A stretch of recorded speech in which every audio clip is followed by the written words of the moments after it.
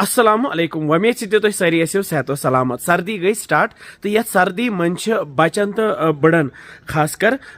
छल गसान खराब जुकाम गसान तो आज करो तह सह खास नुस्ख शेयर तो ये मे यह स्टार्ट कोर तो अम ससे वारिया फायदे खास कर बचन मे वोन एक खास रिश्तेदारन के ज चीज यानी माश तो कलौंजी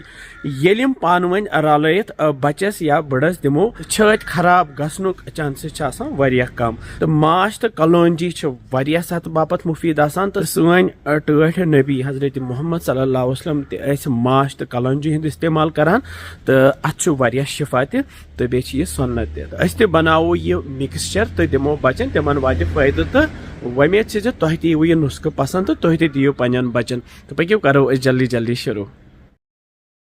यम दोनवे चीज माश तो कलौंजी मे तैयार ये कवल मन मे तम ज कलौंजी चमचे तो बे माश यह प्योर माश वो ये बोतल तह किलो माश तो यह थोड़ा द्रोगई पहम गसान तो कोशिश गई करें कि अगर माश प्योर साफ तो सू गि इस्तेमाल कर तो इस कलौंजी यह दगहन न्यामे मज गोत या मिक्सर ग्राइंडरस मज अत बनावो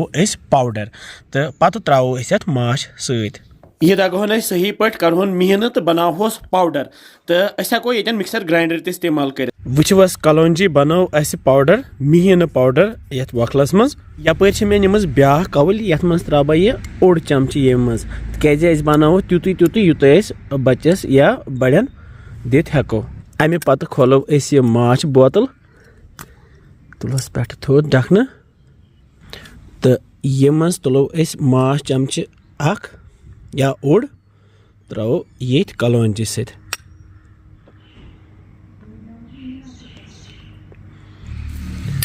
वन रलावो यह सही पे बन यह राब हिश वन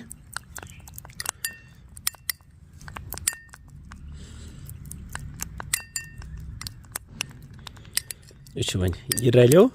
तो यह वन तैयार दिन खतर तो लागो वन बचन दिन ओड चमच तो पे दिमोस सक बोल त्रेश दाम तुथी जल्दी जल्दी हिड़ वलिस बोन कुन वस तो यह थो जारी दोहे दोहे तो अमे सत वारिया फायदे तो वमेद से तुह अजुक नुस्ख पसंद आमुत तो बिहिव रबस हवाल अस्सलाम वालेकुम।